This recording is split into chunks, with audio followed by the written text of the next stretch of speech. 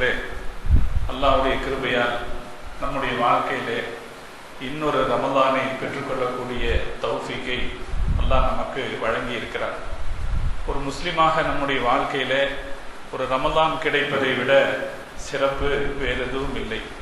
முஹம்மது நபிகள் நாயகம் ஸல்லல்லாஹு அலைஹி வஸல்லம் அவர்கள் சொன்னார்கள், மா அதா அலல் முஸ்லிமீன ஷஹர், ஒரு முஸ்லிமுக்கு கிடைக்கக்கூடிய மாதங்களில் ரமலான் மாதத்தை விட சிறந்த மாதம் வேறு எதுவும் இல்லை.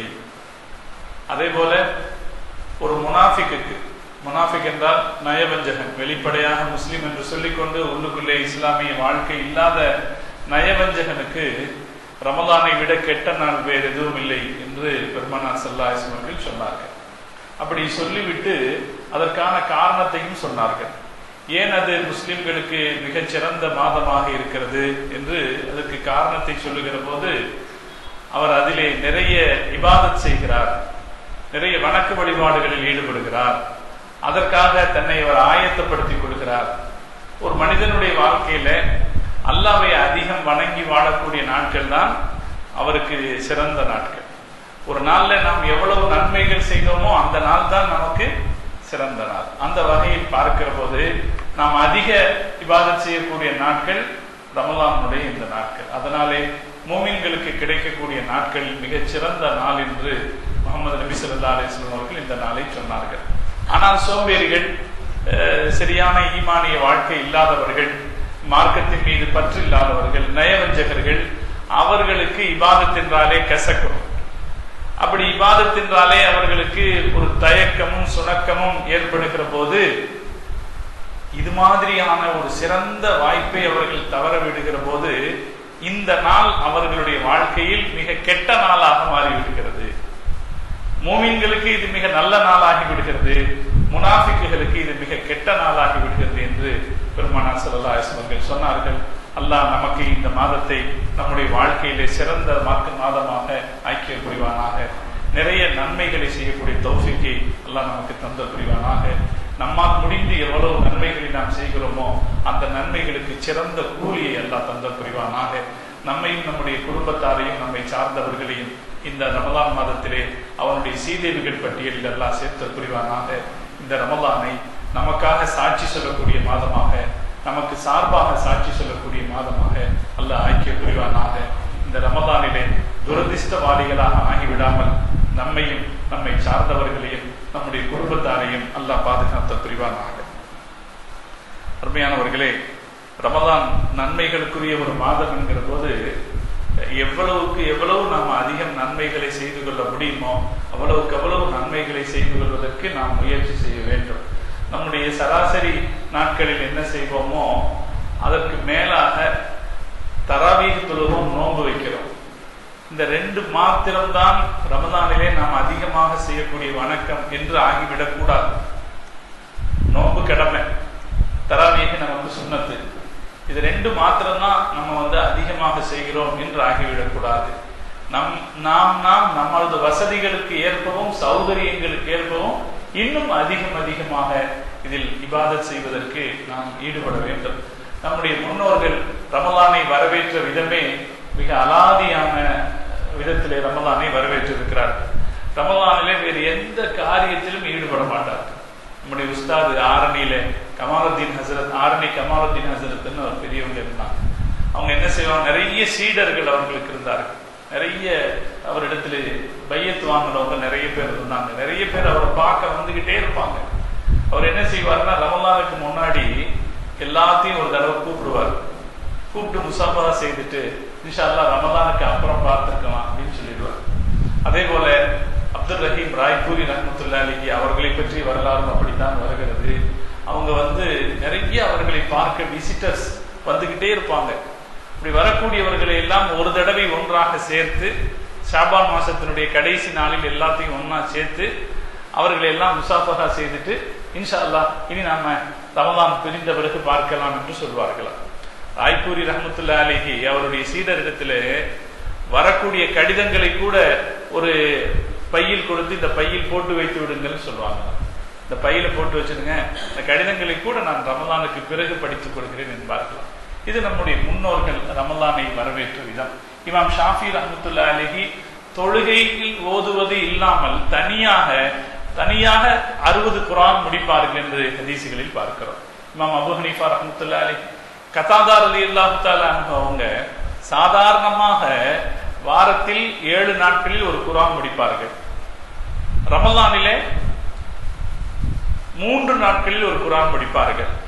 கடைசி 10 நாட்களில் ஒரு நாளில் ஒரு குர்ஆன் முடிப்பவர்களாக இருந்தார்கள் என்று நாம வரலாற்றிலே பார்க்கிறோம். ஒரு நாள்ல ஒரு குர்ஆனை ஓதி முடிக்க முடியுமா அப்படின்னு நாம நினைக்கலாம். ஓதலாம், ஓரளவு நிதானமா ஓதுனா கூட காலையில சுபுஹ்ல ஆரம்பிச்சோம்னா மகரிபுக்குள்ள என்ன செய்திடலாம், குர்ஆன் ஓதி முடிச்சிடலாம். நம்முடைய அப்படின்னா எப்படி ஓதி இருக்கிறார்கள்? ஒரு நாள்ல ஒரு குர்ஆன் ஓதி இருக்கிறாங்கன்னா இதுதான் வேலையாகவே இருந்திருக்கிறார்கள் என்று அவர்களுடைய வாழ்க்கையில் இதுதான் அவர்களுடைய வாழ்வாகவே இருந்திருக்கிறது என்பதை நாம் பார்க்கிறோம். நம்முடைய முன்னோர்கள் இந்த ரமலானிலே அலாதியான ஆர்வத்தை கடைபிடித்து இதில் வணக்க வழிபாடுகளில் ஈடுபட்டிருக்கிறார்கள். நாம் என்ன செய்யணும்னா நம்மால முடிஞ்ச வரைக்கும் இந்த இதில் வணக்க வழிபாடுகளில் அதிகமாக ஈடுபடுவதற்கு முயற்சி செய்ய வேண்டும்.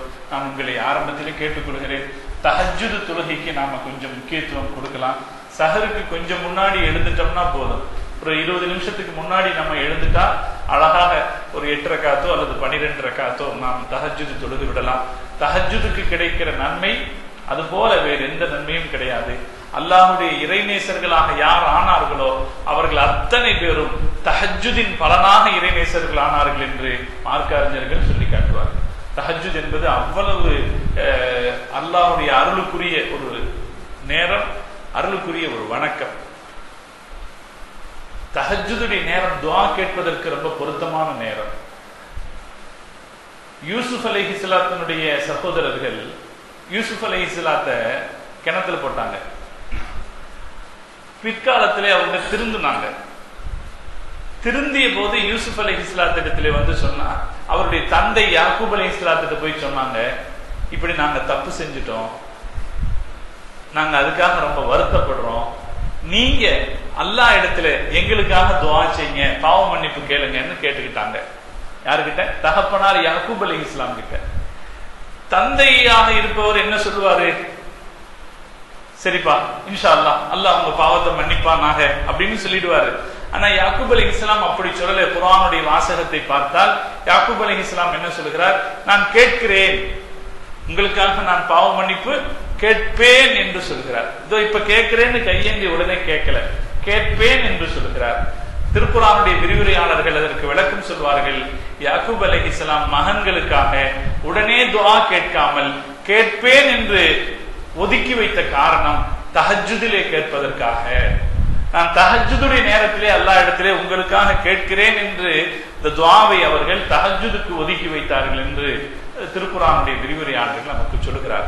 அந்த வகையில நாம அந்த தஹஜ்ஜுதுடைய நேரத்தினுடைய மதிப்பையும் மரியாதையும் புரிஞ்சுக்கணும். இன்னைக்கெல்லாம் நம்ம வீடுகள்ல தொலைக்காட்சி வந்துட்ட சூழல்ல நிறைய பயான் வருது அப்படிங்கிறதுனால பயானை கேட்டுட்டு உட்கார்ந்துடுறோம். நான் உங்களை கேட்டுக்கொள்வது என்னன்னா, நம்ம ஒரு 8 ரக்காத்து தொழுதம்னு வைக்கல, அந்த தொழுகைக்கு உலகத்துல எந்த பயானாவது ஈக்குவல் ஆகுமா? யாருதான் பேசட்டுமே, உலகத்திலே இருக்கிற மிகப்பெரிய பேச்சாளர் பேசுறாருன்னு இருக்கட்டுமே, 8 ரக்காத்து தொழுகைக்கு, அதுவும் தஹஜ்ஜுதுடைய தொழுகைக்கு ஈக்குவல் ஆகுமா? அதனால பெரும்பாலும் நாம சஹருடைய நேரத்துல டெலிவிஷனை ஆஃப் பண்ணி வச்சுட்டா நிம்மதியா சஹர் செய்யலாம், இபாதத் செய்யலாம். சாப்பிட்டு முடிச்சிட்டு குடும்பத்தாரோட பேசிக்கிட்டு இருக்கலாம், அது சிறப்பானது. சாப்பிட்டு முடிச்சிட்டு குடும்பத்தாரோட சும்மா பேசிக்கிட்டு இருப்பது கூட சிறப்பானது. இதை தொலைக்காட்சி பார்த்துக்கிட்டு நம்முடைய நேரத்தை போக்கி கொண்டிருப்பதை விட அது சிறப்பானது. அதனால இந்த 1 மாசத்துக்கு நம்ம டெலிவிஷனை ஆஃப் பண்ணி வச்சிடலாம். குறிப்பாக சஹர் நேரத்தில் ஆஃப் பண்ணி வச்சிடலாம். கிடைக்கிற நேரத்தை எவ்வளவு நாம நன்மைகளை செய்து கொள்ள முடியுமோ அவ்வளவு அதிகமாக நன்மை செய்யலாம். இன்ஷா அல்லாஹ் அல்லாஹ் நம்முடைய இந்த ரமலானை நம்முடைய மற்ற காலங்களில் செய்ததை விட அதிகமான இபாதத்து செய்வதற்குரிய நாளாக அல்லாஹ் ஆக்கிய புரிவானாக. அருமையானவர்களே, நம்ம இந்த ரமலானிலே தீனை தாங்கிய தோள்கள் என்ற தலைப்பில பல செய்திகளை இன்ஷா அல்லாஹ் நாம் பார்க்கலாம் என்று நினைக்கிறோம். இந்த தீன் முஹம்மது நபிகள் நாயகம் ஸல்லல்லாஹு அலைஹி வஸல்லம் அவர்கள் மூலமாக பிரச்சாரம் செய்யப்பட்ட போது நபி ஸல்லல்லாஹு அலைஹி வஸல்லம் அவர்களுடைய அந்த பணியை அவர்கள் மாத்திரம் சுமக்கவில்லை, அவர்களோடு சேர்ந்து 100கணக்கான சஹாபாக்களும் சுமந்தார்கள். ஒரு நேரம் இருந்தது, பெருமானார் ஸல்லல்லாஹு அலைஹி வஸல்லம் அவர்கள் தனி முஸ்லிமாக இருந்தார்கள். அவரும் அவருடைய மனைவியும் அவருடைய குடும்பத்தாரும் மாத்திரம் முஸ்லிம்களாக இருந்தார்கள். இப்னு ஜரீர் என்கிற வரலாற்றாசிரியர் ஒரு செய்தியை சொல்றாரு. அஃபீஃப் என்கிறவர் ஒரு செய்தி சொல்கிறார். நாங்கள் அறியாமை காலத்திலே அப்பாஸ் ரலியல்லாஹு தஆலா அன்ஹு அவருடைய வீட்டுக்கு வந்தேன். அந்த நேரத்தில் அவரும் முஸ்லிம் ஆகவில்லை, காபிராகத்தான் இருந்தார். அவர் ஒரு பெரிய பணக்காரர், நானும் ஒரு வசதியானவர். அவரும் வியாபாரி, நானும் வியாபாரி. என்னிடத்திற்கு அவர் வருவார், அவரிடத்திற்கு நான் போவேன். ஒரு தடவை மக்காவுக்குள் அவர் வீடு தேடி வந்து அவருடைய வீட்டிலே நான் உட்கார்ந்து இருக்கிற போது அவருடைய வீட்டினுடைய உயர்வான ஒரு இடத்திலே நின்று கொண்டு நான் வேடிக்கை பார்த்து கொண்டிருந்தேன். அந்த நேரத்தில் ஒரு இளைஞர் வந்தார், அவருக்கு பின்னால் ஒரு பெண்மணி வந்தார், அவரோடு ஒரு சிறு பையனும் வந்தார்.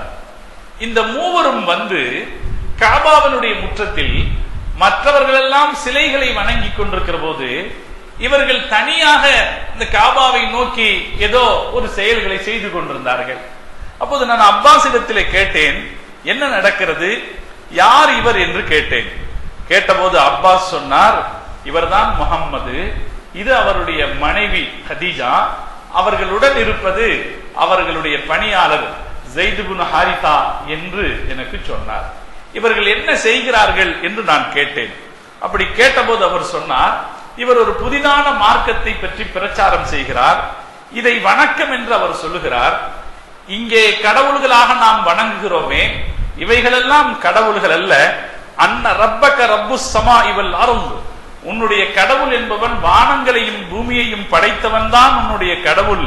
நீங்கள் எவற்றை பார்க்கிறீர்களோ சிலைகளாக, இவைகளெல்லாம் கடவுள்கள் அல்ல என்று அவர் சொல்லுகிறார் என அப்பாஸ் எனக்கு சொன்னார். சொல்லி முடித்த பிறகு அப்பாஸ் ரலியல்லாஹு தஆலா அன்ஹு ஒரு வார்த்தை சொல்லுகிறார், அப்பா அவர் காஃபிர். அப்பாஸ் ரலியல்லாஹு தஆலா அன்ஹு யாரு? ரசூலுல்லாஹ்வுடைய பெரியத்தா, ஸல்லல்லாஹு அலைஹி வஸல்லம் பெரியத்தா. அபூ தாலிப் மாதிரி அவரும் பெருமானாருடைய ஒரு பெரியத்தா. அவர் பணக்காரர், வசதி படைச்சவர். அப்பாஸ் ரலியல்லாஹு தஆலா அன்ஹு அப்ப சொல்றாங்க, வரலாறு இந்த வார்த்தையை பதிவு செய்திருக்கு, வ ஐமல்லாஹி மா அலமு அலா லஹரில் அர்லி குல்லஹா அஹதன் அலா ஹாத தீனி கைர ஹாஉலாஇ ஸலாஸா. அவர் சொல்றாரு, இறைவன் மீது ஆணையாக இந்த மதத்தில் இந்த 3 பேரை தவிர வேற எவரும் இருக்க போவதில்லை. நீங்களும் நானும் கவனிக்க வேண்டிய வார்த்தை.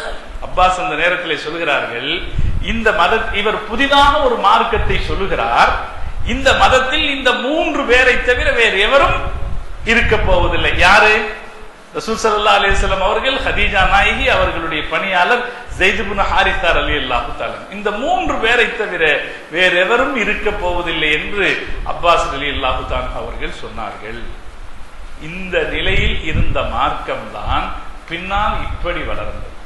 இவங்களை தவிர இந்த தீன் இல்லாமல் போய்விடும் என்று கருதப்பட்ட இந்த மார்க்கம் தான் பின்னால் எப்படி வந்தது? யார் இப்படி சொன்னாரோ அவரே இந்த மார்க்கத்திற்குள் வந்தார். அவர் மாத்திரம் வரவில்லை, இந்த மார்க்கம் பல்லாயிரம் கிலோமீட்டர்களை கடந்து, கண்டங்களை கடந்து உலகத்தினுடைய பல பாகங்களுக்கும் போய் சேர்ந்தது. போய் சேரும் போது எப்படி போய் சேர்ந்தது என்றால், அவர் எப்படி சொன்னாரோ அப்படியே போய் சேர்ந்தது. சில செய்திகள் ஒரு செய்தி சொல்லும் போது எப்படி போய் சேரும், ஒருத்தர் சொல்லும் போது ஒரு மாதிரி சொல்லுவாரு, வெளியே போகும்போது வேற மாதிரி போயிடும். ஒரு பழைய கதை சொல்லுவாங்க, இந்த வதந்தி பரவுறதுக்கு. ஒரு திடீர்னு மெட்ராஸ் பூரா ஒரு வதந்தி ஆயிடுச்சு. ஒரு ஆள் என்ன ஆச்சுன்னா, மவுண்ட் ரோட்ல ஒருத்தன் காக்கா காக்காவா வாந்தி எடுக்கிறான் அப்படின்னு ஒரு செய்தி பரவிடுச்சு. என்னன்னு பார்த்தா ஒண்ணு இல்ல, மவுண்ட் ரோட்ல ஒருத்தன் பஸ்ல போனவன் தலை சுத்தி வாந்தி எடுத்துட்டான்.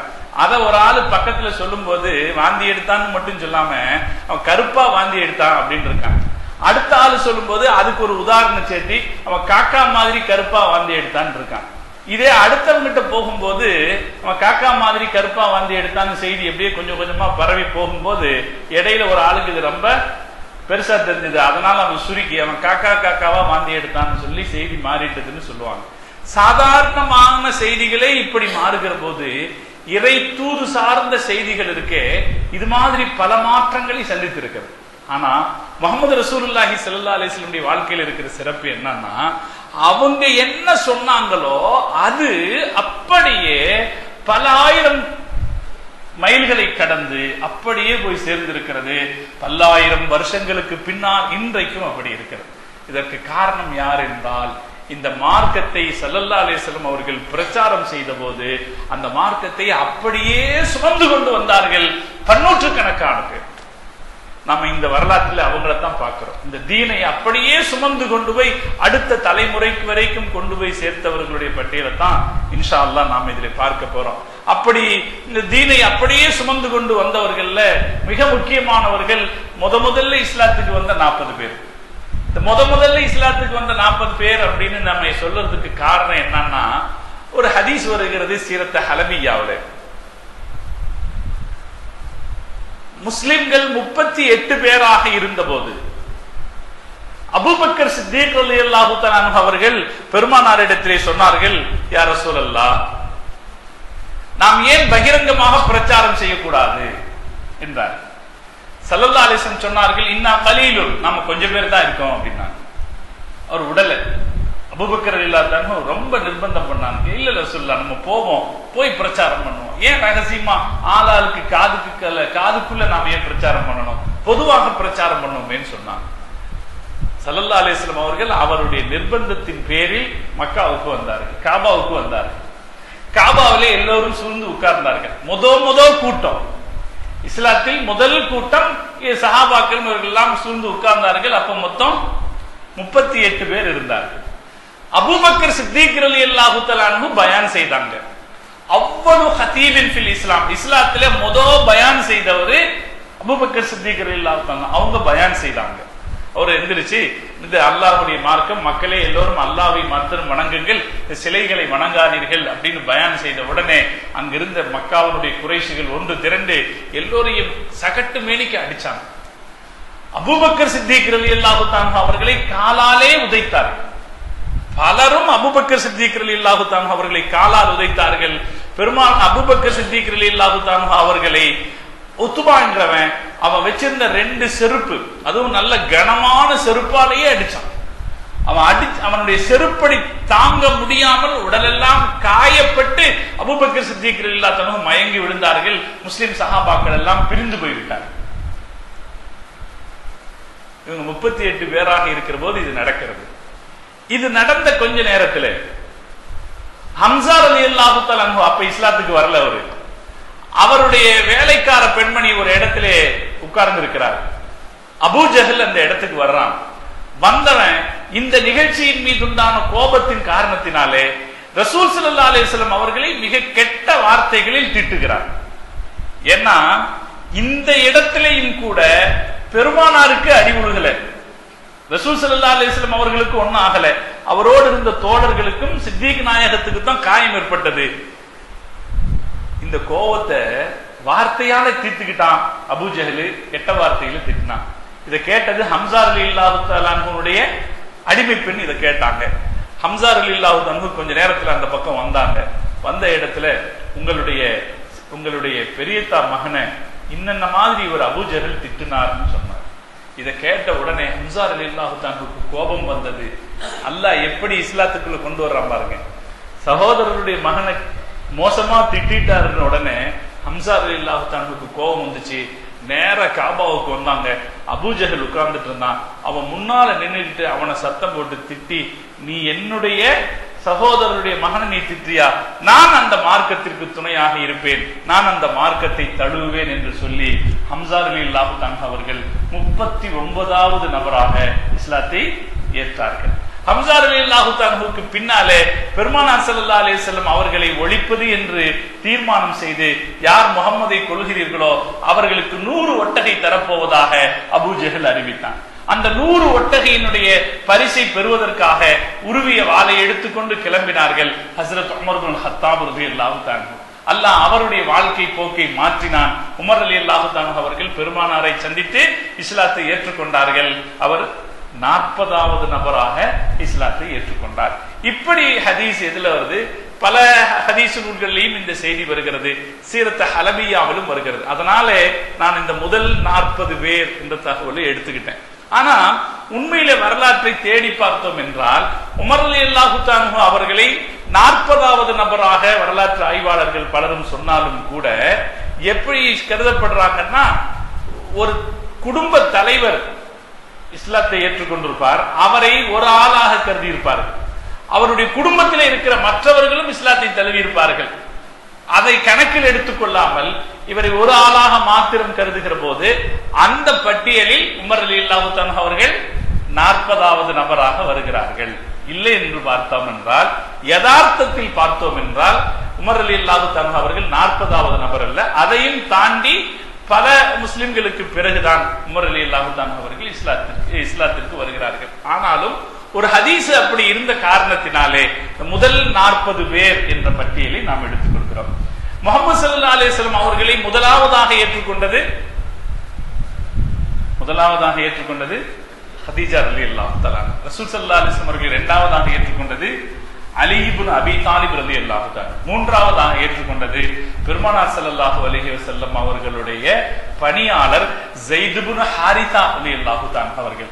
நாலாவதாக ஹஜ்ரத் பெருமானார் ஸல்லல்லாஹு அலைஹி வஸல்லம் ஏற்றுக்கொண்டது அபூபக்கர் சித்தீக் ரலியல்லாஹு தஆலா.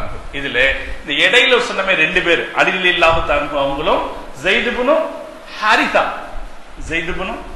ஹாரிஸா ரலியல்லாஹு தஆலா இவரும் சிறுவர்களாக இருந்ததனாலே பட்டியலில் பல சமயத்திலும் கணக்கில் எடுத்துக் கொள்ளப்படாமல் முதலில் ஈமான் கொண்டவர் ஹதீஜா நாயகி என்றும் அடுத்து ஈமான் கொண்டவர் அபூபக்கர் சித்தீக் ரலியல்லாஹு தஆலா என்றும் சொல்வது வழக்கத்தில் இருக்கிறது. இதை நாம தெரிஞ்சுக்கணும். ரசூலுல்லாஹ்வுடைய குடும்பத்திலேயே முதல்ல 3 பேர் இஸ்லாத்துக்கு வந்துட்டாங்க. யாரெல்லாம்? ஹதீஜா நாயகி, பெருமானாருடைய வளர்ப்பு மகன் அலி ரலியல்லாஹு தஆலா அன்ஹு ரசூலுல்லாஹ்வுடைய சின்னத்தா மகன் என்றாலும் கூட தன்னுடைய சின்னத்தாவுடைய குடும்ப கஷ்டத்தை பார்த்து பொறுக்க முடியாமல் ஒரு தடவை ஸல்லல்லாஹு அலைஹி வஸல்லம் அப்பாஸ் ரலியல்லாஹு தஆலா இடத்துல வந்தாங்க. அப்ப அவர் முஸ்லிம் ஆகல, ஆனா பணக்காரர். ஏற்கனவே நம்ம சொன்னோம்ல அப்பாஸ் ரலியல்லாஹு தஆலா அவர்கிட்ட வந்தாங்க. வந்து சொன்னாங்க, உங்களுடைய சகோதரர் என்னுடைய சிறிய தந்தை அபூ தாலிப் ரொம்ப கஷ்டப்படுகிறார், அவருக்கு ஏதாவது ஒரு வகையில நாம உதவியாக இருக்கணும் என்று சொல்லி அழைச்சிட்டு போனாரு. அழைச்சிட்டு போய் இந்த 2 பேரும் உங்களுடைய குடும்பத்திற்கான மொத்த பொறுப்பையும் நாங்கள் எடுத்துக் கொள்கிறோம் என்று அபூ தாலிபிடத்திலே சொன்னார்கள். அபூ தாலிப் சொன்னார், அப்படி செய்ய வேண்டியதில்லை, என்னுடைய மகன் அலியை நீ எடுத்துக்கொள்ளுங்கள் என்று பெருமானார் இடத்திலே ஒப்படைத்தார். என்னுடைய மகன் ஜாஃபரை நீ எடுத்துக் கொள்ளுங்கள் என்று அப்பாஸ் ரலியல்லாஹு தஆலா இடத்திலே ஒப்படைச்சார். அகீல் என்ற ஒரு மகன் இருந்தார், அவரை மட்டும் அபூ தாலிப் தன்னிடத்திலே வைத்துக் கொண்டார். இப்படி அலி ரலியல்லாஹு தஆலா பெருமானாருடைய வளர்ப்பு பிள்ளையாகவே வந்து விட்டார்கள். ரசூலுல்லாஹ்வுடைய வீட்டுக்கே வந்துட்டாங்க. பெருமானாருடைய வீட்டிலேயே அவர்கள் இருந்த காரணத்தினாலே இந்த தீனை ஹதீஜா நாயகிக்கு அடுத்ததாகவே ஏற்றுக்கொள்ளக்கூடிய ஒரு வாய்ப்பு அலி ரலியல்லாஹு தஆலா அவர்களுக்கு கிடைத்தது. ஆனாலும் மார்க்க அறிஞர்கள் இந்த விஷயத்தை சொல்லுகிற போது நமக்கு ரொம்ப பேணுதலான ஒரு வாசகத்தை கற்றுக் கொடுத்தார்.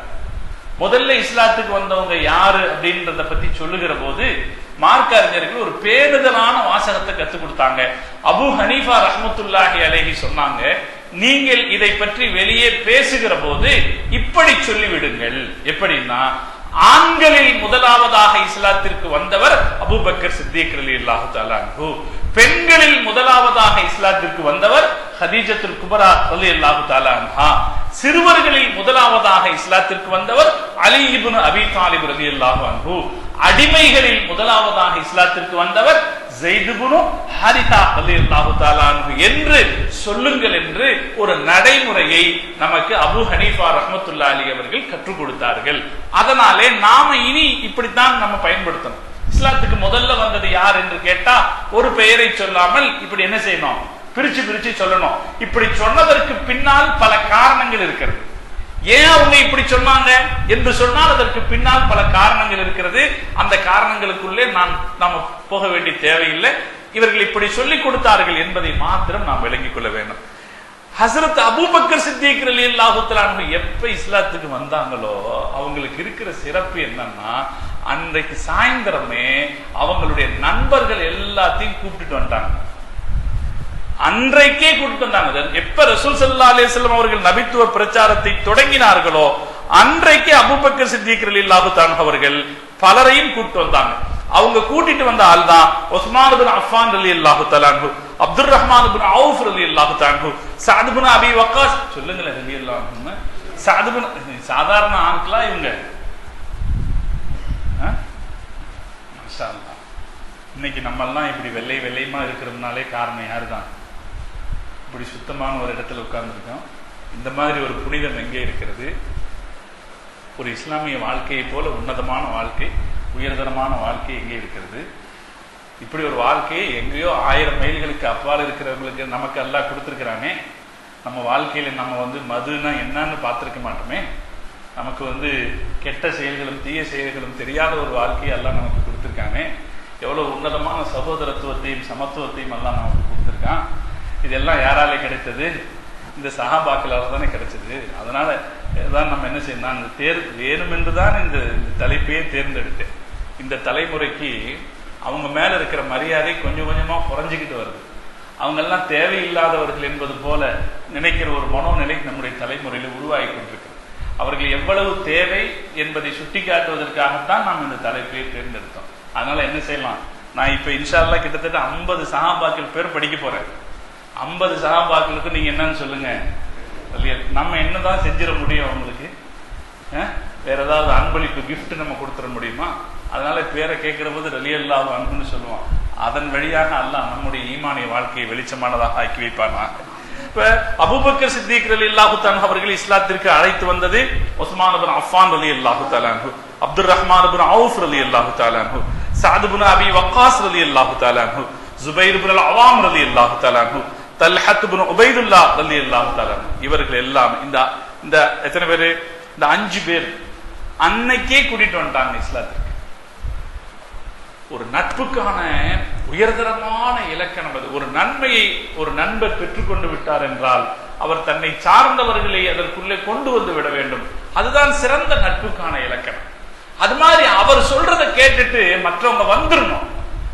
உஸ்மான் ரலியல்லாஹு தஆலா வந்தாங்க, சஅத் இப்னு அபி வக்காஸ் ரலியல்லாஹு தஆலா வந்தாங்க, ஜுபைர் இப்னு அல்-அவாம் ரலியல்லாஹு தஆலா வந்தாங்கன்னா எதனால வந்தாங்க? அபூபக்கர் சித்திக் ரலியல்லாஹு தஆலா சொன்னாங்க வாங்க போலாம், இவரை நாம ஏத்துப்போம்னு சொன்னாங்க. அப்படி சொன்னோன்னு வந்து விட்டார்.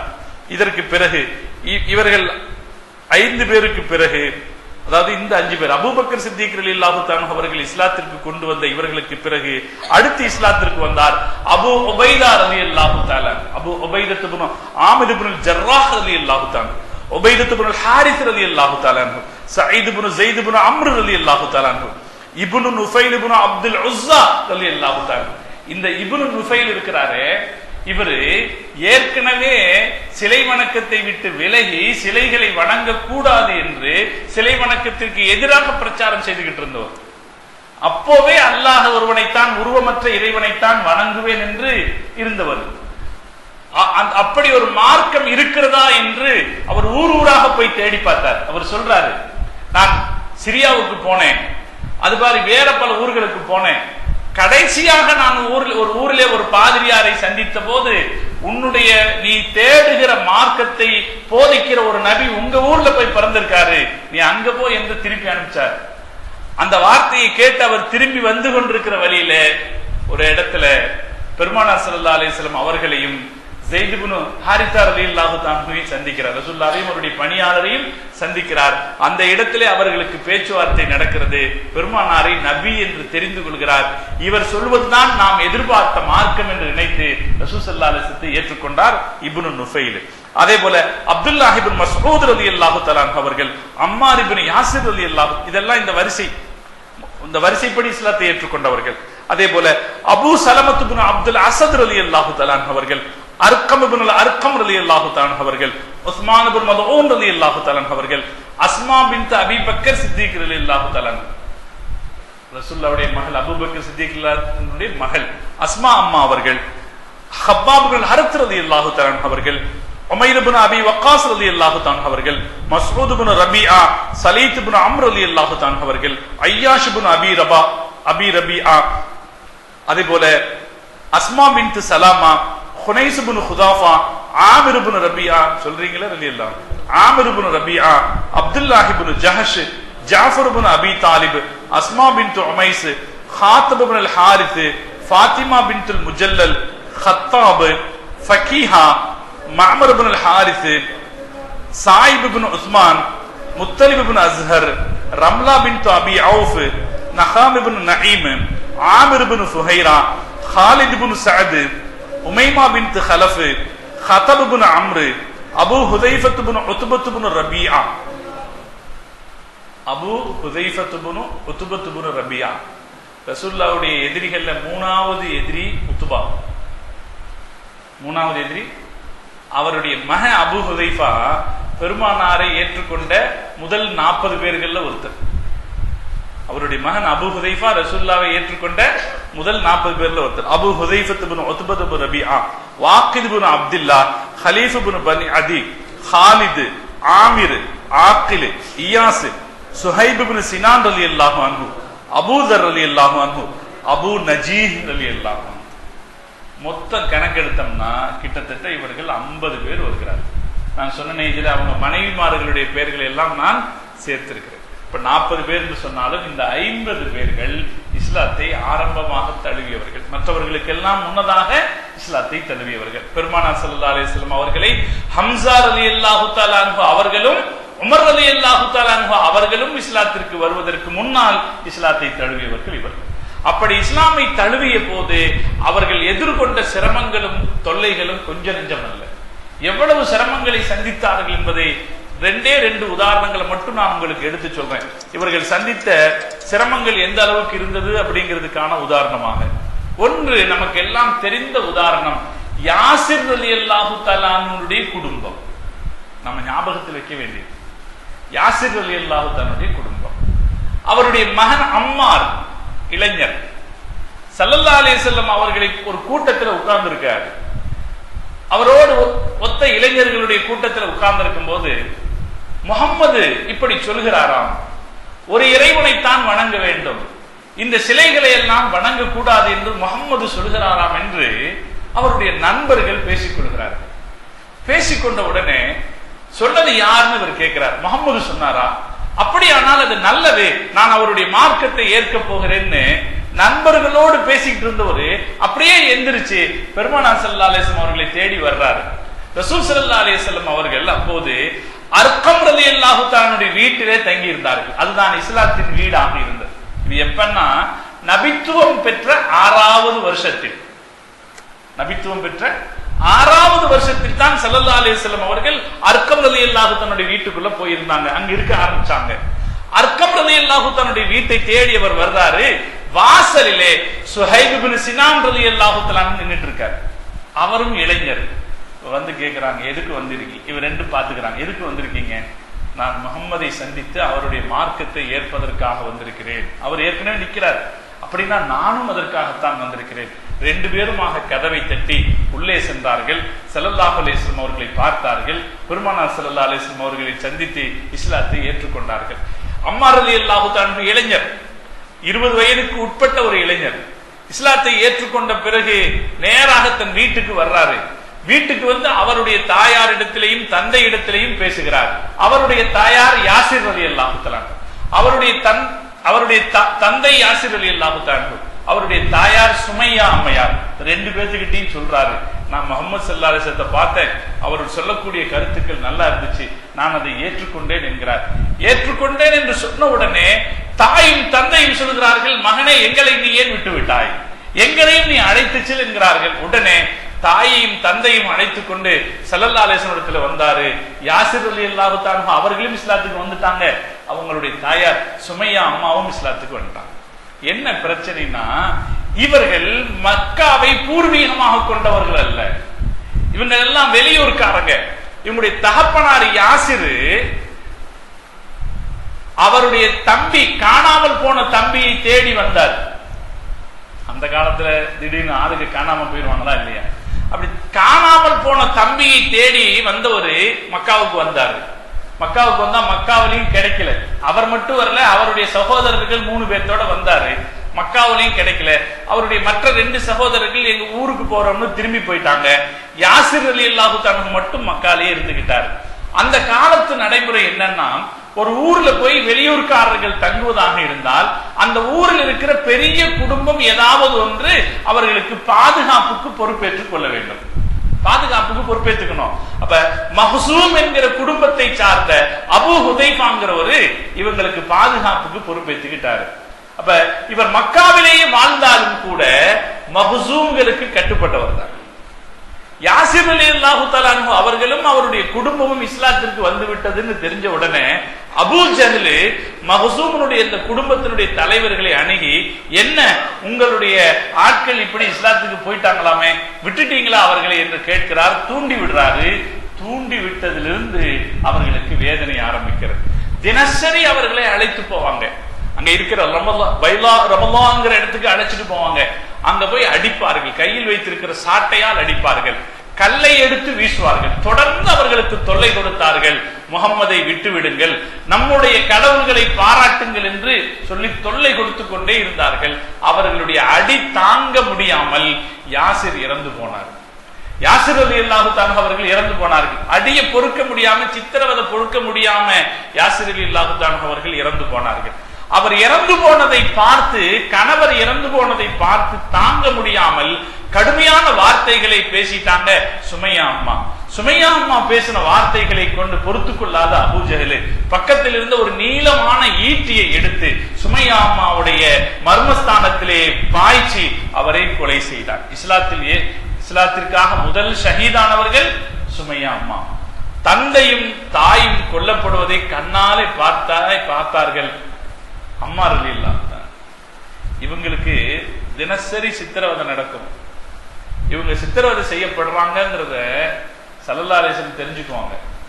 பொறுக்க முடியுமா? வீட்டுல தன்னை ஏத்துக்கிட்டதுக்காக வேண்டி இப்படி ஒரு சித்திரவதை அனுபவிக்கிறாங்கன்னா பொறுக்க முடியுமா? பார்த்துட்டாவது வரலாமேன்னு சொல்லி அந்த பக்கமா ரசூல் ஸல்லல்லாஹு அலைஹி வஸல்லம் வருவாங்க. அடி வாங்குறத பார்ப்பாங்க. ஒரு தலைவனால தாங்கிக் கொள்ள முடியாத விஷயம் அது. தன்னை ஏற்றுக்கொண்டதற்காக தொண்டர்கள் தாக்கப்படுகிறார்கள் அப்படிங்கிறத ஒரு தலைவராலே தாங்கிக் கொள்ள முடியாது. ரசூல் ஸல்லல்லாஹு அலைஹி வஸல்லம் அதை பார்ப்பாங்க. என்ன சொல்றது ஒன்றும் தெரியாது. ஸல்லல்லாஹு அலைஹி வஸல்லம் ஒன்றும் செய்யவும் முடியாது, ஒன்றும் சொல்லவும் முடியாது. இவங்க அடி வாங்குற போது அவர்கள் பக்கத்திலே வந்து மெதுவாக ஸல்லல்லாஹு அலைஹி வஸல்லம் அவர்கள் சொல்வார்கள், சபரன் ஆல யாசிர், யாசிர் குடும்பமே பொறுமையாக இருங்கள். உங்களுக்கும் எனக்கும் வாக்களிக்கப்பட்டிருக்கிற இடம் சொர்க்கம் சொல்லிட்டு போயிடுவாங்க. ரசூல் ஸல்லல்லாஹு அலைஹி வஸல்லம் அவங்களால சொல்ல முடிஞ்சது அவ்வளவுதான்.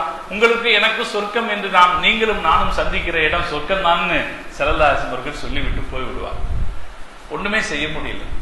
இதனுடைய உச்சகட்டமாகத்தான் யாசிர் ரலியல்லாஹு தஆலா அவர்கள் வஃபாத்தானார்கள். அதற்கு பிறகு அவருடைய மனைவி சுமையா அம்மா அவர்கள் அபூ ஜஹலுடைய ஈட்டியால் குத்தப்பட்டு அவர்கள் ஷஹீதாக்கப்பட்டார்கள். ஷஹீதாக்கப்பட்ட பிறகு இந்த காட்சியை பார்த்துட்டு பொறுக்க முடியாமல் கொதித்து போயிருக்கிற போது அம்மாரிடத்திலே வந்து அவர்கள் சொல்கிறார்கள், லாத்தையும் உஸ்ஸாவையும் புகழ்ந்து பாடு. லாத்தையும் உஸ்ஸா, லாத்துங்கிறது அவங்கள்ட்ட இருந்த கடவுள், உஸ்ஸாங்கிறதும் அவர்களுடைய சிலைகள். லாத்தையும் உஸ்ஸாவையும் நீ பாராட்டி பேசு, அது கடவுள் என்று சொல்லி என்கிறார்கள். ஹஸரத் அம்மா ரலியல்லாஹு தஆலா அவங்க பார்த்தாங்க, தப்பிக்கிறதுக்கு வழி இல்லைன்னு உடனே லாத்தையும் உஸ்ஸாவையும் நான் பாராட்டுகிறேன்னு சொல்லிட்டாங்க. சொன்ன உடனே கட்ட அவுழ்த்து விட்டுட்டாங்க. கட்ட அவுத்து விட்ட உடனே அவர் ஓடி வந்தார் ஸல்லல்லாஹு அலைஹி வஸல்லம். கதறியவராக ஓடி வந்தார். யா ரசூலல்லாஹ், என்னாச்சு? ஸல்லல்லாஹு அலைஹி வஸல்லம், என்ன நடந்துச்சு? இப்படி எல்லாம் நடந்து போச்சு, என் தாய் தந்தையர் இப்படி கொல்லப்பட்டு விட்டார்கள், நீ என்ன செஞ்ச? அவங்க என்னை இப்படி நிர்பந்தப்படுத்தினாங்க, லாத்தையும் உஸ்ஸாவையும் புகழ்ந்து பேசுமாறு சொன்னாங்க, வழி இல்லாம நான் அப்படி சொல்லிட்டேன். நான் ஸல்லல்லாஹு அலைஹி வஸல்லம் கேட்டாங்க, உன் மனசுல என்ன நினைக்கிற? உன் மனசுல என்ன நினைக்கிற? அவர் சொன்னார், என் மனதில் இத்மினான் இருக்கிறது, நான் அல்லாஹ்வை கொண்டு நம்பிக்கை கொண்டதில் உறுதியோடு இருக்கிறேன், நான் அல்லாஹ்வை நம்பிக்கை கொண்டதில் உறுதியோடு இருக்கிறேன், அதில் எந்த வகையான தடுமாற்றமும் எனக்கு இல்லை என்று சொன்னபோது ஹஸரத் ஸல்லல்லாஹு அலைஹி வஸல்லம் சொன்னாங்க, அப்படியானால் நீ அப்படித்தான் இருக்கிறாய், ஒருவேளை இன்னொரு தடவை சொல்லுமாறு மக்காவின் குறைஷிகள் உன்னை நிர்பந்தித்தால் அப்போதும் நீ அப்படி சொல், பரவாயில்லை. அவங்க உன்னை நிர்பந்திச்சாங்கன்னா அப்படி சொல், பரவாயில்லைன்னாங்க. அப்படி சொன்ன அடுத்த கட்டத்திலே அல்லாஹ் குர்ஆனிலே ஒரு வசனத்தை இறக்கினான். நிர்பந்த நிலையிலே, உள்ளம் அமைதியாக, உள்ளம் உறுதியாக இருக்கிற நிலையிலே, நிர்பந்த நிலையிலே குஃப்ரின் வார்த்தைகளை பிரயோகிக்க வேண்டியது தேவை ஏற்பட்டால் அதில் குற்றமில்லை என்று சொல்லி அல்லாஹ் ஒரு வசனத்தை இறக்கினான்.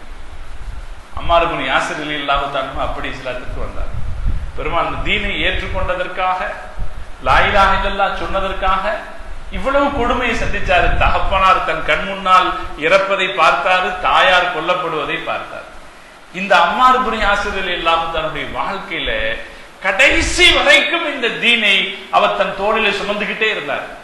பின்னாடி இஸ்லாத்துக்கு பின்னாடி அவர் ஒரு நல்ல சூழ்நிலை ஏற்பட்டது. மதீனாவுக்கு வந்தாரு. மதீனாவுக்கு வந்து ஒரு ரசூல் ஸல்லல்லாஹு அலைஹி வஸல்லம் அவர்களோடு எல்லா யுத்தங்களிலும் பங்கேற்றார். ஒரு சிறந்த சஹாபியாக இருந்தார். ஸல்லல்லாஹு அலைஹி வஸல்லம் காலத்திற்கு பின்னால் உமர் ரலியல்லாஹு தஆலாவுடைய காலத்திலே உமர் ரலியல்லாஹு தஆலா அவர்கள் அவரை கூஃபாவின் ஆளுநராக நியமித்தார்கள். ஒரு காலத்தில் இவ்வளவு சிரமங்களை அனுபவித்தவர் பிற்காலத்தில் எப்படி வந்தார்? கூஃபாவுடைய ஆளுநராக வந்தார். கூஃபாவுடைய ஆளுநராக அவர் இருக்கிற போது சில பேர் அவருக்கு எதிராக புகார் சொன்னார்கள். இவர் வந்து சரியா ஆட்சி நடத்த தெரியலன்னு புகார் சொன்னாங்க. உமர் ரலியல்லாஹு தஆலா அவரை கூப்பிட்டு நீங்க பதவியை விட்டுருங்கன்னு சொன்னாங்க. நீங்க பதவியை விட்டுருங்க. அவர் சொன்னாரு, சரி பதவியை விட்டுறேன், உங்களை நீக்கிட்டு நான் வேற ஒரு ஆளை நியமிக்கிறேன். நான் நீங்க நியமிச்சுக்கீங்க. நியமிச்சாச்சு. நியமித்து முடித்த பிறகு உமர் ரலியல்லாஹு தஆலா அவர்கள் அம்மார் ரலியல்லாஹு தஆலா அவர்களை அழைத்து கேட்டாங்க, இப்ப உங்க மனசுல நீங்க ஏதாவது சலனப்படுகிறீர்களா? இப்படி உங்களை பொறுப்பிலே நியமித்த பிறகு இந்த பொறுப்பிலே இருந்து அகற்றியதற்காக ஏதாவது சலனப்படுகிறீர்களா என்று கேட்டபோது ஹஜ்ரத் அம்மார் ரலியல்லாஹு தஆலா அவங்க சொன்னாங்க, நீங்கள் என்னை ஆட்சி தலைவராக நியமித்த போதும் நான் அதிகம் சலனப்படல, அதை விட்டு நீங்கள் நீக்கிய போதும் சலனப்படல. இந்த தீனுக்கு ஒரு வகையில் நான் உதவியாக இருந்தால் போதுமானது என்பதுதான் எனது சிந்தனைன்னு சொன்னாங்க. நான் இதற்காகத்தான் சொல்ல வந்தேன். இவ்வளவு தூரம் அம்மார் ரலியல்லாஹு தஆலாவுடைய வரலாற்றை நான் ஏன் சொன்னேன்னா, அந்த முதல் கட்டம் மாத்திரம் முக்கியமானதல்ல. தீனுக்காக அவர் சிரமங்களை தாங்கியது, தந்தையினுடைய மரணத்தை கண்ணால் பார்த்தது, தாய் கொல்லப்படுவதை நேரடியாக பார்த்தாரு, அது மாத்திரம் முக்கியம் அல்ல. பிற்காலத்தில் அவருக்கு கூஃபாவுடைய ஆளுநர் பதவி தரப்பட்டு பின்னால் அது பறிக்கப்பட்ட போது அவர் உமர் ரலியல்லாஹு தஆலாவிடத்தில் என்ன வாதம் செய்யல, நான் யார், என் குடும்பம் எப்படிப்பட்டது, நாங்கள் இந்த தீனுக்கு எவ்வளவு செய்திருக்கிறோம், என் தாய் அல்லவா இந்த தீனுக்காக முதலிலே தன்னை அர்ப்பணித்துக் கொண்டவள் என்றெல்லாம் அவர்கள் பேசிக் கொண்டிருக்கல. நீங்கள் என்னை நியமித்த போதும் சரி, என்னை நீக்கிய போதும் சரி, அதனால் எனக்கு எந்த வருத்தமும் இல்லை, தீனுக்கு நான் பயன்பட்டால் போதுமானது என்று சொன்னார் இல்லையா? இதைத்தான் நாம் கவனிக்கிறோம். இவர்கள் தான் இந்த தீனை தூக்கி கொண்டு வந்தவர்கள். அவர் இத்தகைய மனிதர்களால் தான் இந்த தீன் குழப்பம் இல்லாமல் உலகத்திற்கு போய் சேர்ந்தது. ஹஜ்ரத் உஸ்மான் இப்னு மத்ஊன் ரலியல்லாஹு தஆலா இன்னொரு உதாரணம். யாசிருடைய குடும்பத்தை ஒரு உதாரணமா வச்சுக்கிட்டீங்கல்ல, இதே போல இன்னொரு உதாரணம் உஸ்மான் இப்னு மத்ஊன் ரலியல்லாஹு தஆலா. இந்த ஆரம்ப 40 பேர்கள்ல ஒருத்தர் உஸ்மான் இப்னு மத்ஊன் ரலியல்லாஹு தஆலா பத்தி துல்லியமான கணக்கு கிடைச்சிருக்கு. அவர் இஸ்லாத்தை ஏற்றுக்கொண்ட 14வது நபர். இஸ்லாத்தை ஏத்துக்கிட்ட 14வது நபர். மக்காவில இருந்து இஸ்லாத்தை ஏத்துக்கிட்டாரு. சிறந்த மனிதர். எப்போது பார்த்தாலும் ஆன்மீக சிந்தனையிலேயே இருக்கக்கூடிய ஒருத்தர். அவரையும் காபிர்கள் தொல்லை செய்தார்கள், கடும் துயரத்திற்கு ஆளாக்கினார்கள். அதையெல்லாம் தாங்கிக்கிட்டாரு. ஒரு கட்டத்தில் ரசூல் ஸல்லல்லாஹு அலைஹி வஸல்லம் அவர்கள் அபிசீனியாவுக்கு மக்களை ஹிஜ்ரத் செய்யுமாறு சொல்லி அனுப்பினார்கள். கேள்விப்பட்டிருப்பீங்களா இல்லையா? அந்த ஹிஜ்ரத்திற்கு தலைமை தாங்கி சென்றவர் உஸ்மான் இப்னு மத்ஊன் ரலியல்லாஹு தஆலா. இந்த பேரை ஞாபகத்தில் வச்சுக்கணும், அல்லாஹ் நமக்கு கிருபை செய்வானா. உஸ்மான் இப்னு மத்ஊன் ரலியல்லாஹு தஆலா அபிசீனியாவுக்கு ஹிஜ்ரத் செஞ்சு போகும்போது அந்த குழுவுக்கு தலைவராக போனவர். அங்கிருந்து திரும்பி வந்தார். நான் முதல்ல சொன்ன அதே வரலாறு திருப்பி ஞாபகப்படுத்துறேன். மக்காவுக்குள்ளே திரும்பி வந்து வாழ்வதாக இருந்தால் யாராவது ஒருத்தருடைய பாதுகாப்பிலே தான் வாழ வேண்டும். அப்படி அவர் திரும்பி வருகிற போது வலீத் இப்னு முகீராவுடைய பாதுகாப்பில் திரும்பி வந்தார். வலீத் இப்னு முகீராவுக்கும் உஸ்மான் இப்னு மத்ஊனுக்கும் ஆரம்ப காலத்தில் ஒரு மதிப்பு மரியாதையும் இருந்தது. அதனாலே வலீத் இப்னு முகீராவுடைய பாதுகாப்பில் அவர் திரும்பி வந்தார். திரும்பி ஊருக்குள்ள வந்த பிறகு மற்ற மக்கள் மற்ற முஸ்லிம்கள் எல்லாம் எப்படி வாழ்றாங்கிறத கேட்டாரு. கேட்டபோது ரொம்ப சிரமத்தில் வாழ்றோம், எங்களை கஷ்டப்படுத்துறாங்க, எங்கேயும் போனா எங்களை நிம்மதியா போக விட மாட்டேங்கிறாங்கன்னு சொன்ன உடனே உஸ்மான் இப்னு மல்ஊன் நினைக்கிறார், மற்றவர்கள் எல்லாம் துன்பமும் துயரமும் படுகிற போது செல்வாக்குள்ள ஒரு மனிதனுடைய பாதுகாப்பில் இருக்கிறதுனால நான் நிம்மதியாக இருக்கிறதா? இவர்கள் எல்லோரும் எப்படி அல்லாவின் பாதுகாப்பில் இருக்கிறார்களோ அதுபோல நானும் அல்லாவின் பாதுகாப்பில் இருந்து கொள்கிறேன் என்று சொல்லி நேரடியாக வலீத் இப்னு முகீரா கிட்ட வந்து இங்க வாங்க அப்படின்னு கூப்பிட்டார். ரொம்ப மதிப்பு மரியாதையை வச்சிருந்தார். அவர் கூட வந்தார். காபாவுக்கு வாங்கல அப்படின்னு காபாவுக்கிட்டே கூட்டிட்டு வந்தார். காபாவுக்கிட்ட கூட்டிட்டு வந்து கேட்டாரு, எனக்கு நீங்கள் ஆதரவு தந்திருக்கிறீர்கள் அல்லவா என்று கேட்டார். ஆமாம், உங்களுக்கு நான் ஆதரவு தந்திருக்கிறேன், அந்த ஆதரவை இனி தேவையில்லை, இதை விலக்கிக் கொள்ளுங்கள் என்றார். உஸ்மான் கேட்டார், என்னுடைய ஆதரவு இல்லாவிட்டால் நீங்கள் அதிகம் சிரமப்படுவீர்களே, பரவாயில்லை, என்னுடைய மற்ற தோழர்கள் எல்லோரும் எப்படி அல்லாவின் பாதுகாப்பில் இருக்கிறார்களோ அதுபோல நானும் அல்லாவின் பாதுகாப்பில் இருந்துக்கிறேன், உங்களுடைய ஆதரவு தேவையில்லைன்னார். தேவையில்லைன்னு சொல்லிட்டு காபாவை விட்டு வெளியில வந்து ஒரு பார்த்தா கொஞ்சம் பேர் உட்கார்ந்து பேசிக்கிட்டு இருந்தாங்க. அதுல லபீதுங்கிற கவிஞர் ஒரு கவிதை பாடிக்கிட்டு இருந்தாரு. அந்த கவிதையில ஒரு இஸ்லாமிய மார்க்கத்துக்கு முரணான ஒரு செய்தி இருந்துச்சு. அந்த கவிதையை பற்றி சர்ச்சை செய்து கொண்டிருப்பதிலேயே இவருக்கும் அந்த லபீதுக்கும் இடையே கொஞ்சம் வாய் தடிச்சிருச்சு. தடிச்ச உடனே யாருடைய ஆதரவிலும் இவர் இல்லாமல் இருக்கிறார் என்பதை தெரிந்து கொண்டு அங்கே இருந்த ஒருத்தன் ஓங்கி அடித்தான். அதில் அவருடைய ஒரு கண்ணு கலண்டு கீழே விழுந்துருச்சு. கண்ணு கலண்டு கீழே விழுந்துருச்சு. இத பார்த்துக்கிட்டு இருக்கிறாரு வலீது. இவருக்கு ஆதரவு கொடுத்தாரே வலீது பார்த்துக்கிட்டு இருக்காரு. இப்ப அந்த வலீது சொல்கிறார், சகோதரா உஸ்மான், என் பாதுகாப்பில் இருந்திருந்தால் உனக்கு இப்படி நடந்திருக்காதே, இன்னொரு கண்ணை பாதுகாத்துக் கொள்வதற்காவது என் பக்கம் வந்துவிடு, என்னுடைய பாதுகாப்புக்குள் வந்துவிடு என்று கேட்டபோது ஹஜ்ரத் உஸ்மான் இப்னு தல்ஹா ரலியல்லாஹு தஆலா அவர்கள் சொன்னார்கள், என்னுடைய இந்த கண்ணுக்கு ஏற்பட்டது போலவே அந்த கண்ணுக்கும் ஏற்பட வேண்டும் என்று நான் விரும்புகிறேன் சொன்னார். இந்த கண்ணுக்கு மட்டும் இல்லை, அந்த கண்ணுக்கு அப்படி ஏற்பட்டா பரவாயில்லை, உங்களுடைய பாதுகாப்பு எனக்கு தேவையில்லை என்று சொல்லி உஸ்மான் இப்னு மல்ஊன் ரலியல்லாஹு தஆலா அவர்கள் பாதுகாப்பை நிராகரித்து விட்டு வந்து விட்டார். நான் அல்லாஹ்வுடைய பாதுகாப்பில் இருந்து கொள்கிறேன் என்று வந்தார். அதுக்கப்புறம் ஸல்லல்லாஹு அலைஹி வஸல்லம் அவங்க அவரை மதீனாவுக்கு அனுப்பி வச்சாங்க. மதீனால வந்தாரு. முஸ்லிம் சஹாபாக்கள்ல மதீனால வச்சு வஃபாத்தான முதல் சஹாபி, ரசூலுல்லாஹ் ஹிஜ்ரத்துக்கு பின்னாடி மதீனாவுக்கு வந்த பிறகு மதீனாவில் மௌத்தான முதல் சஹாபி உஸ்மான் இப்னு மல்ஊன் ரலியல்லாஹு தஆலா. இந்த பேரை நீங்க ஞாபகத்துல வச்சுக்கோங்க. அல்லாஹ் நம்ம எல்லோருக்கும் தௌஃபீக் செய்வானாக. மதீனாவுக்குள்ள நம்ம ரசூல் ஸல்லல்லாஹு அலைஹி வஸல்லம் அவர்கள் அடக்கம் செய்யப்பட்டிருக்கிற ரௌதாவுக்கு பக்கத்துல ஜன்னத்துல் பக்கீங்கிற கபிரிஸ்தான் இருக்கு. இந்த கபிரிஸ்தானுக்குள்ள நுழைகிற போது இப்போதும் உஸ்மான் இப்னு மல்ஊன் ரலியல்லாஹு தன்னுடைய கபரு அடையாளம் காணப்பட்டிருக்கிறது. காரணம் என்னன்னா, முஹம்மது ஸல்லல்லாஹு அலைஹி வஸல்லம் அவர்கள் அதற்கு பின்னால் எப்போது சஹாபாக்களை அவர்கள் அடக்கம் செய்கிற போதும்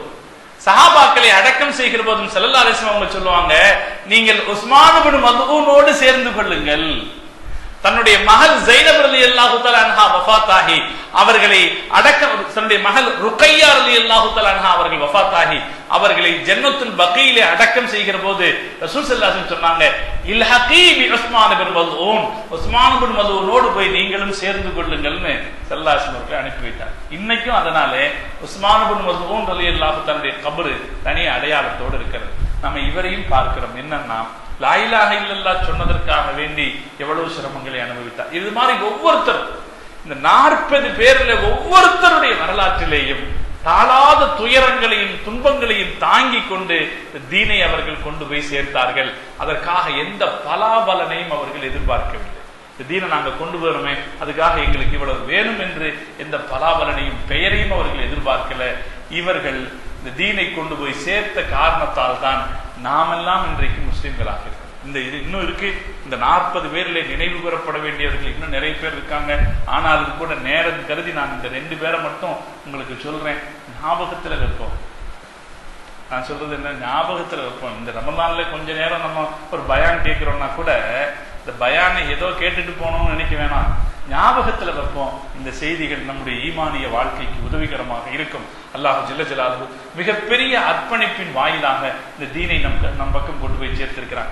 இவர்கள் தீனை எப்படி கொண்டு வந்து சேர்த்தார்கள் என்றால், ஒரு சிறிதளவு கூட சலனமில்லாமல் கொண்டு வந்து சேர்த்தார். உலகத்திலே பல தலைவர்களுக்கும் ஏற்பட்ட துரதிர்ஷ்டம் என்னன்னா, அவங்களுடைய கருத்தை அடுத்தடுத்த தலைமுறைகளுக்கு அப்படியே கொண்டு போய் சேர்க்கக்கூடிய தொண்டர்கள் கிடைக்கல, பல தலைவர்களுக்கு கிடைக்கல. ஆனால் முஹம்மது ரசூலுல்லாஹி ஸல்லல்லாஹு அலைஹி வஸல்லம் அவர்களுக்கு கிடைச்சாங்க.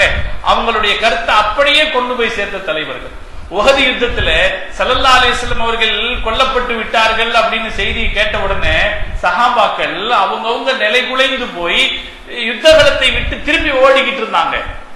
அப்படி ஓடிக்கொண்டிருக்கிற போது அந்த களத்திலே ஒருத்தர் இருந்தார், அனஸ் இப்னு நுதர் ரலியல்லாஹு தஆலா. அவர் சொன்னாரு, எங்க ஓடுறீங்க? முஹம்மது மௌத்தாகி விட்டால் என்ன, அவருடைய கொள்கை உயிரோடு தானே இருக்கிறது, அதற்காக போராடுங்கள் சொன்னார். அல்லாஹ் உயிரோடு தானே இருக்கிறான்னு சொன்னார். வரலாற்றிலே ஒரு உதாரணம், ஸல்லல்லாஹு அலைஹி வஸல்லம் அவர்கள் எப்படி தொண்டர்களை வைத்திருந்தாங்கன்னா, அவங்க என்ன சொன்னாங்களோ அதை அப்படியே கொண்டு போய் சேர்க்கிற தொண்டர்களை ஸல்லல்லாஹு அலைஹி வஸல்லம் அவர்கள் வைத்திருந்தார். அதுதான் இந்த தீனுக்கு கிடைத்த மிகப்பெரிய நிஅமத்து. எனவே நாம் இதை புரிந்து கொள்ள கடமைப்பட்டிருக்கிறோம். இன்ஷா அல்லாஹ் இனி வரக்கூடிய ஒவ்வொரு இரட்டைப்படை இரவுகளிலும் இந்த தீனை சுமந்து கொண்டு வந்த பெருமக்களுடைய வரலாறுகளை நாம் பார்க்க இருக்கிறோம். அப்படி பார்க்க இருக்கிறதனுடைய நோக்கம் ரெண்டு. முதலாவது, இந்த தீனுக்கு அவர்களும் முக்கியமானவர்கள் என்பதை நாம் புரிந்து கொள்ள வேண்டும். அவர்களை விட்டுவிட்டு தீனை நாம் பார்க்க முயற்சி செய்வது தீனை அரைகுறையாக அணுகுகிற ஒரு முயற்சியாகிவிடும் என்பது முதல் காரணம். இரண்டாவது, இந்த பெருமக்களை நினைவு கூர்வதன் வழியாக நம்முடைய ஈமானிய வாழ்க்கை பலம் பெற வேண்டும் என்பது இரண்டாவது காரணம். அல்லாஹ் ஜல்ல ஜலாலுஹு தௌஃபீக்கை நம் அனைவருக்கும் தந்தல் புரிவானாக. இந்த புனிதமிக்க ரமலான் மாசத்தை அதற்குரிய காரணமாக ஆக்கியல் புரிவானாக என்று பிரார்த்தனை செய்து நிறைகிறேன். வாஹிரு தஅவானா அல்ஹம்துலில்லாஹி ரப்பில் ஆலமீன். ربنا تقبل منا إنك أنت السميع العليم وتب علينا إنك أنت التواب الرحيم. ربنا آتنا في الدنيا حسنة وفي الآخرة حسنة وقنا عذاب النار. وصلى الله تعالى وسلم على خير خلقه سيدنا محمد وعلى آله وصحبه أجمعين والحمد لله رب العالمين. صلى الله على محمد صلى الله عليه وسلم. صلى الله على محمد صلى الله عليه